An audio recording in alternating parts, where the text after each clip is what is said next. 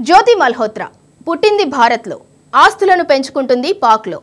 దాన్ని బట్టే అర్థం చేసుకోవచ్చు ఆమెకు పాక్తో ఎలాంటి సంబంధాలున్నాయో. పాక్లోని హై కమిషన్ వ్యక్తి రహీంతో జ్యోతి మల్హోత్రాకి సన్నిహిత సంబంధాలున్నాయని, అందుకే తను తరచూ పాక్కు వెళ్లి వస్తూ ఉంటుందని అధికారులు భావిస్తున్నారు. పహల్గామ్ ఉగ్రదాడికి 3 నెలల ముందు జ్యోతి మల్హోత్రా యూట్యూబ్లో పహల్గామ్ వీడియో అప్లోడ్ చేసిన అనంతరం పలుసార్లు పాక్కు వెళ్లి వచ్చింది.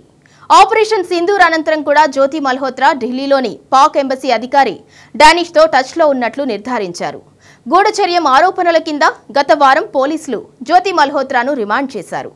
పాక్తో సంబంధం ఉన్న కారణంగా జ్యోతి మల్హోత్రా ఇన్స్టాగ్రామ్ అకౌంట్ని అధికారులు బ్లాక్ చేశారు.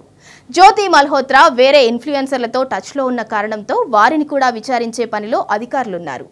South Central Zone Secunderabad railway స్టేషన్లో సెప్టెంబర్ 2023లో Hyderabad to Bengaluru Vande Bharat express train ప్రారంభమైన రోజు కూడా జ్యోతి మల్హోత్రా సికింద్రాబాద్కు వచ్చి ఎంట్రీ ఎగ్జిట్ సెక్యూరిటీ సిస్టమ్ అంతా కూడా రైల్వే స్టేషన్ దగ్గర ఎట్లా ఉంది ఏంటి అనేది ఆ రైల్వే స్టేషన్కి సంబంధించిన డీటెయిల్స్ అన్నీ కూడా వీడియో తీసి పహల్గామ్ తరహా వీడియోలో అంటే ఎట్లా అయితే అప్లోడ్ చేసిందో అలానే తన యూట్యూబ్ ఛానల్లో అప్లోడ్ చేసింది.